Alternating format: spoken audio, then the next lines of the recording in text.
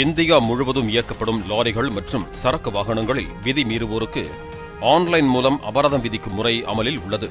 பெரும்பாலான போலீசார் விதிமீறும் வாகன ஓட்டிகளுக்கு அபராதம் விதித்து வரும் நிலையில் சிலர் தங்கள் இஷ்டம் போல சாலையில் செல்லும் வாகனங்களுக்கு அபராதம் விதிப்பதாக இ-வாகன் சேவை அமைப்பினர் குற்றம் சாட்டியதோடு அது தொடர்பான சில ஆதாரங்களையும் வெளியிட்டிருக்கிறார்கள். மதுரையை சேர்ந்த லாரி ஒன்றின் ஓட்டுநருக்கு ஒடிஷா மாநிலம் அனுகுல் பகுதியில் சீட் பெல்ட் அணியவில்லை, போலீசாரின் சோதனைக்கு ஒத்துழைக்கவில்லை என்று ஆன்லைன் மூலம் 3000 ரூபாய் அபராதம் விதிக்கப்பட்டுள்ளது.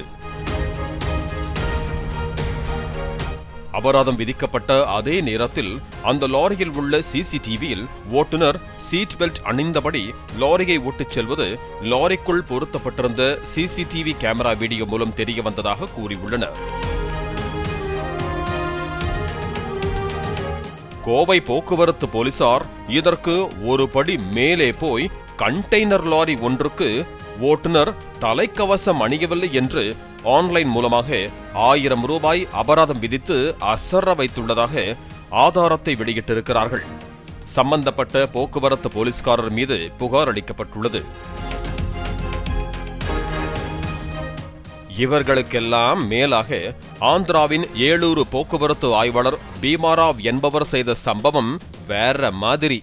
கடந்த 21ஆம் தேதி சிறிய ரக சரக்கு வாகனத்தை மறித்து போட்டோ எடுத்துக்கொண்டு வாகனத்தை அனுப்பிய அவர் பின்னர் சிறிது நேரத்தில் அதிக பாரம் ஏற்றி வந்ததாக கூறி அந்த சரக்கு வாகனத்திற்கு 1,17,80,000 ரூபாய் அபராதம் விதித்துள்ளார். அந்த அபராத தொகைக்கு அதே போன்று 16 சரக்கு வாகனங்கள் வாங்கலாம் என்கிறார்கள்.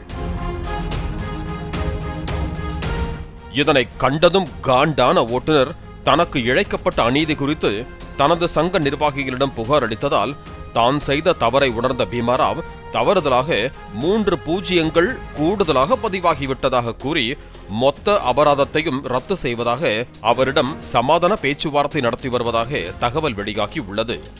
இப்படி ஆன்லைன் அபராதம் என்ற பெயரில் லாரி உரிமையாளர்களிடம் போக்குவரத்து போலீசாரும் சாலை போக்குவரத்து அதிகாரிகளும் சாலையோரம் தங்களுக்கு வசதியான இடத்தில் நின்று கொண்டு ஆயிரக்கணக்கில் பணம் பறிப்பதாகவும் இதற்கு மத்திய மாநில அரசுகள் இணைந்து நிரந்தர தீர்வு காண வேண்டும் என்றும் கோரிக்கை விடுத்திருக்கிறார்கள். பாலிமர் செய்திகளுக்காக செய்தியாளர் வேல்ராஜ்.